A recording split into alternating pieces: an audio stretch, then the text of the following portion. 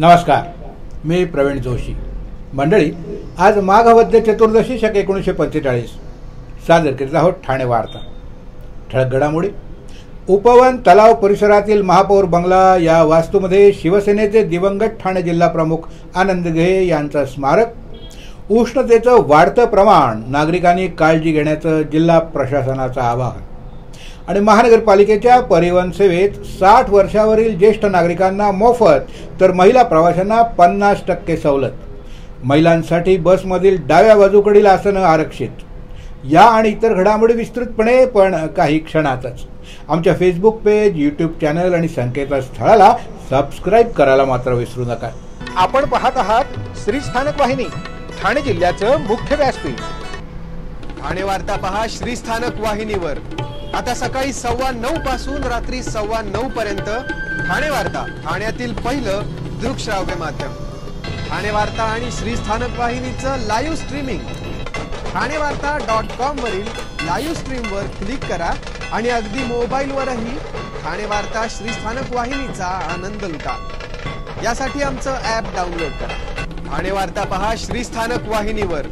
आता सकाळी 9:15 पासून रात्री 9:15 पर्यंत ठाणे वार्ता, ठाण्यातील पहिलं दृकश्राव्य माध्यम. उपवन तलाव परिसरातील महापौर बंगला या वास्तूमध्ये शिवसेनेचे दिवंगत ठाणे जिल्हा प्रमुख आनंद दिघे यांचं स्मारक तर ठाणे शहराच्या मध्यवर्ती भागात महापौर बंगला उभारण्यात येणार आहे. यंदाच्या अर्थसंकल्पात याबाबतची घोषणा केली असून यामुळे गेले अनेक वर्ष राजकीय घडामोडींमुळे चर्चेत असलेला महापौर बंगला इतिहास जमा होण्याची चिन्ह आहे. ठाणे महानगरपालिकेला यंदाच्या वर्षाचा म्हणजे 2024-25 या आर्थिक वर्षाकरता 5,025 कोटी 1 लाख रुपयांचा अर्थसंकल्प आयुक्त अभिजित बांगर यांनी सादर केलाय. महिला, ज्येष्ठ नागरिक, युवा यांच्यासाठीच्या कल्याणकारी योजनांवर भर, भांडवली कामांतर्गत हाती घेतलेली कामं पूर्ण करण्याचं नियोजन, प्रशासकीय कामकाजामध्ये पारदर्शकता आणि कार्यक्षमता यावर भर, कामांचा दर्जा उत्तम राहावा याकडे विशेष लक्ष अशी यंदाच्या अर्थसंकल्पाची उद्दिष्ट आणि वैशिष्ट्ये आहेत. अर्थसंकल्पात आरोग्य व्यवस्था, पाणी पुरवठा, वाहतूक आणि पार्किंग व्यवस्थेत सुधारणा, महिला, युवा, ज्येष्ठ यांच्या कल्याणकारी योजनांसह शिवसेनेचे दिवंगत ठाणे जिल्हा प्रमुख आनंद दिघे यांचं स्मारक, शहराच्या मध्यवर्ती भागात महापौर निवास, आनंदाश्रम परिसर सुधारणा अशा विविध प्रकल्पांची घोषणा केली आहे. उपवन तलाव परिसरात ठाणे महापौर बंगला आहे. शहरातील राजकीय घडामोडींचं केंद्र म्हणून हा बंगला ओळखला जातो. निवडणुकांच्या काळात पक्षाच्या गुप्त बैठका आणि रणनीती आखण्याचं काम सत्ताधारी पक्षाकडून याच बंगल्यातून होतं अशी चर्चा असते. यामुळे निवडणुकांच्या काळात हा बंगला सातत्यानं चर्चेत असतो. पण या बंगल्याची जागा आता बदलली जाणार असून हा बंगला आता शहराच्या मध्यवर्ती भागात उभारला जाणार आहे. मुख्यमंत्री एकनाथ मुळेच हा निर्णय घेण्यात आल्याचं पालिका प्रशासनानं स्पष्ट केलंय. त्याचबरोबर दिघे यांचं कार्यालय असलेल्या आनंदाश्रम परिसराचा सौंदर्यात्मक विकास करण्यात येणार आहे. यामध्ये सुशोभित पदपथ, आकर्षक रस्ते दुभाजक, शोभिवंत दिवे, फलक, भित्तिचित्र यांचा समावेश असणार आहे. त्यासाठी 1 कोटींची तरतूद करण्यात आली आहे.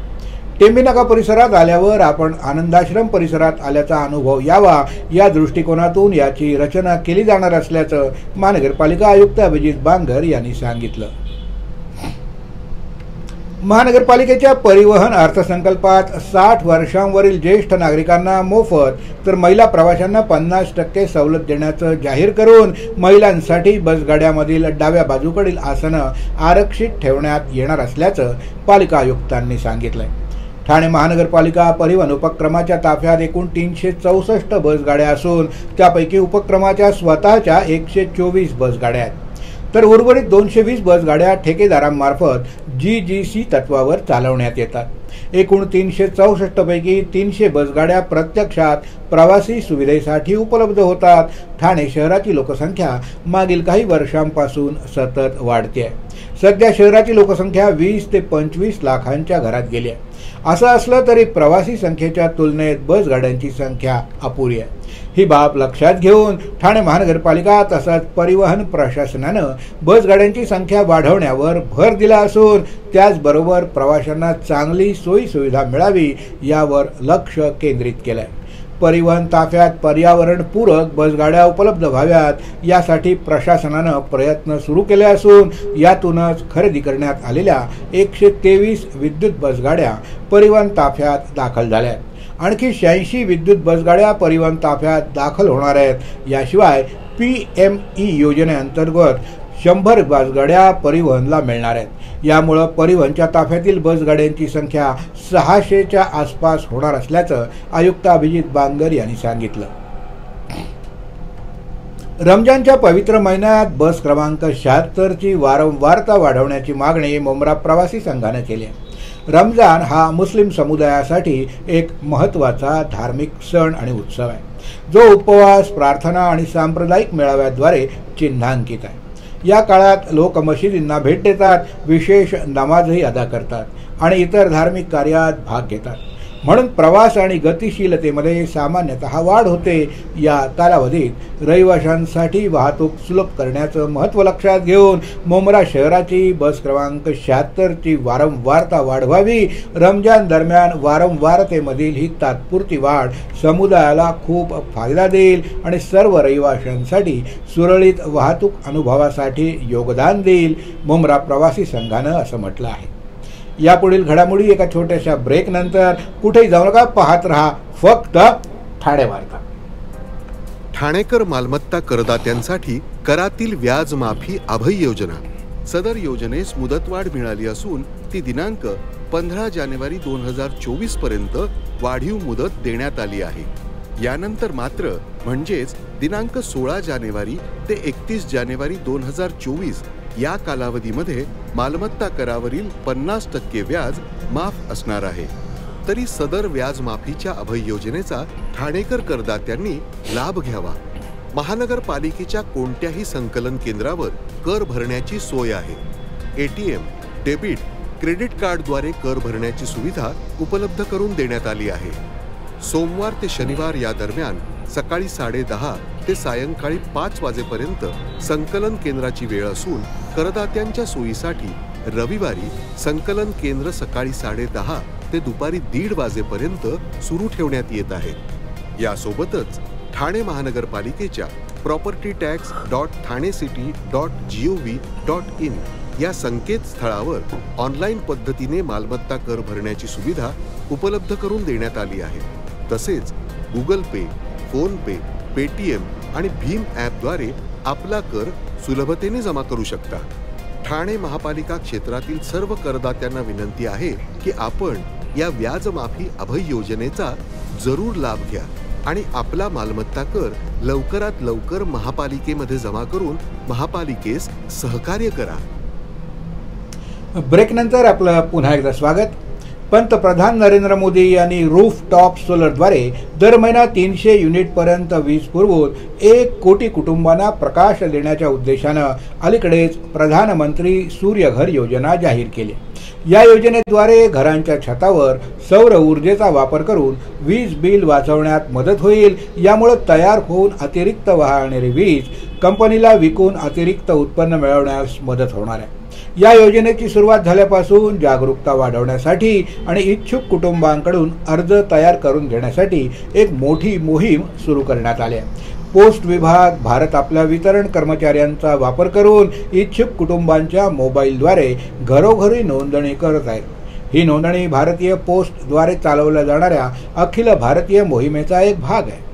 या योजनेसंबंधी आणि नोंदणीबद्दल अधिक माहितीसाठी जवळच्या पोस्ट ऑफिस कर्मचारी, ग्रामीण डाक सेवक, पोस्टमन यांच्याशी संपर्क साधावा असं आवाहन ठाणे शहराच्या अंतर्गत असणाऱ्या सर्व पोस्ट ऑफिस मार्फत ही मोहीम सुरू असून नागरिकांनी याचा जास्तीत जास्त फायदा करून घ्यावा असं आवाहन करण्यात आलं आहे. राज्यातील काही भागात उष्णतेचं प्रमाण वाढतंय. उष्णतेची लाट येण्याची शक्यता वर्तवली जाते. त्या दृष्टीनं उपाययोजना करण्यासाठी जिल्हा प्रशासन कार्यरत आहे. उष्माघाताचं सर्वेक्षण IHIP NPCCHH पोर्टलद्वारे कामकाज करण्यात येत आहे. दैनंदिन माहिती IHIP NPCCHH पोर्टलवर भरण्यासाठी सर्व प्राथमिक आरोग्य केंद्रावरील आरोग्य सहाय्यक आणि डेटा एंट्री ऑपरेटर्स यांना सूचना देण्यात आल्या आहेत. उष्णतेच्या वाढत्या त्रासामुळे ग्रामस्थांनी काळजी घ्यावी. शरीराचं तापमान वाढलेलं असणं, बेशुद्धी, गोंधळलेला घाम येणं, थांबलेली अशी व्यक्ती आपल्या नजरेत पडली तर त्वरित 102 किंवा 108 या क्रमांकावर संपर्क साधावा, असं आवाहन जिल्हा आरोग्य अधिकारी डॉक्टर गंगाधर परगे यांनी केलंय. शरीराचं तापमान 104 फॅरनहीट पर्यंत किंवा 40 डिग्री सेल्सिअस पर्यंत पोहोचल्यास तीव्र डोकेदुखी, स्नायूंचं आखडणं, मळमळणं, उलटीचा भास होणं, चिंता वाटणं, चक्कर येणं, हृदयाचे ठोके वाढणं, धडधडणं, तर लहान मुलांच्या बाबतीत आहार घ्यायला नकार देणं, चिडचिडपणा वाढणं, लघवीचं प्रमाण कमी होणं, डोळे शुष्क होणं, कुठूनही रक्तस्राव होणं, तोंडाच्या जवळील त्वचा कोरडी होणं अशी लक्षणं दिसून आली तर त्वरित डॉक्टरांचा सल्ला घ्यावा, असं आवाहन करण्यात आलंय. कल्याण डोंबिवली महानगरपालिका क्षेत्रातील 27 गावांसंदर्भात झालेल्या निर्णयाबद्दल आनंद व्यक्त करून संघर्ष समितीसह स्थानिक भूमिपुत्रांनी खासदार श्रीकांत शिंदे यांचा सत्कार केला. कल्याण डोंबिवली महानगरपालिकेतील 27 गावांमधील रहिवाशांना महानगरपालिकेकडून 10 पटीनं मालमत्ता कर आकारण्यात आला होता. त्या करामध्ये सूट तसंच या रहिवाशांना 2017 नुसार कर आकारण्याबाबत तसंच कल्याण ग्रामीण मधील 14 गावांचा नवी मुंबई महानगरपालिकेत समाविष्ट करण्याचा निर्णय काल मुख्यमंत्र्यांच्या अध्यक्षतेखाली झालेल्या एका बैठकीत घेण्यात आला. या मागण्यांबाबत संघर्ष समितीचा गेल्या अनेक वर्षांपासून लढा सुरू होता. अखेर लढ्याला यश आलंय. खासदार श्रीकांत शिंदे यांच्या पुढाकारानं ही बैठक आयोजित करण्यात आली होती. मुख्यमंत्री एकनाथ शिंदे यांच्या अध्यक्षतेखाली झालेल्या बैठकीत सकारात्मक निर्णय झाल्याबद्दल या निर्णयानंतर संघर्ष समितीसह स्थानिक भूमिपुत्रांनी आनंद व्यक्त केला आहे. मुख्यमंत्र्यांनी या प्रश्नाबाबत निर्णय घेतल्यानं संघर्ष समितीनं खासदार श्रीकांत शिंदे यांचा सत्कार केला. खासदार श्रीकांत शिंदे आज कल्याण रोडवरील अंबानमाडेश्वर मंदिरात महाशिवरात्रीच्या निमित्त दर्शनासाठी आले होते. त्यावेळी संघर्ष समितीच्या पदाधिकाऱ्यांसह ग्रामस्थांनी जोरदार स्वागत करून खासदार श्रीकांत शिंदे यांचा सत्कार करीत खासदार श्रीकांत शिंदे यांच्यासह मुख्यमंत्री एकनाथ शिंदे यांचे देखील आभार मानले. यावेळी खासदार श्रीकांत शिंदे यांनी इतक्या वर्षापासून सुरू असलेल्या संघर्ष समितीच्या लढ्याला अखेर यश आलंय. 27 गावातील रहिवाशांना मालमत्ता कर 2017 प्रमाणे आकारण्यात येणार, त्यामुळे त्यांना दिलासा मिळाला. तर दुसरीकडे कल्याण ग्रामीण भागातील 14 गावांना नवी मुंबई महानगरपालिकेत समाविष्ट करण्यात आलं आहे. कल्याण शीळ रोडला संत सावतामाळी महाराज मार्ग असं नामकबधान प्राप्त झालं आहे. त्याचप्रमाणे संत सावळाराम महाराजांचं स्मारक देखील येत्या काही महिन्यात नेतिवली टेकडी इथं उभारण्यात येणार आहे. त्यासाठी जागेची मंजुरी देखील देण्यात आली आहे. पुढे बोलताना श्रीकांत शिंदे म्हणाले की यांनी माझा सत्कार केल्याबद्दल मी संघर्ष समिती आणि भूमिपुत्रांचे आभार मानतो. मात्र या सत्काराचे खरे हक्कदार मुख्यमंत्री शिंदे साहेब आहेत. त्यांनीच हा निर्णय घेतला असं त्यांनी यावेळी सांगितलं. आपण पाहत आहात श्री स्थानक वाहिनी, ठाणे जिल्ह्याचं मुख्य व्यासपीठ. ठाणे वार्ता पहा श्री स्थानक वाहिनीवर. आता सकाळी 9:15 पासून रात्री 9:15 पर्यंत ठाणे वार्ता, ठाण्यातील पहिलं दृकश्राव्य माध्यम. ठाणे वार्ता आणि श्री स्थानक वाहिनीचं लाईव्ह स्ट्रीमिंग ठाणेवार्ता.com वरील लाईव्ह स्ट्रीमवर क्लिक करा आणि अगदी मोबाईलवरही ठाणे वार्ता श्री स्थानक वाहिनीचा आनंद लुटा. यासाठी आमचं ॲप डाउनलोड करा. ठाणे वार्ता पहा श्री स्थानक वाहिनीवर.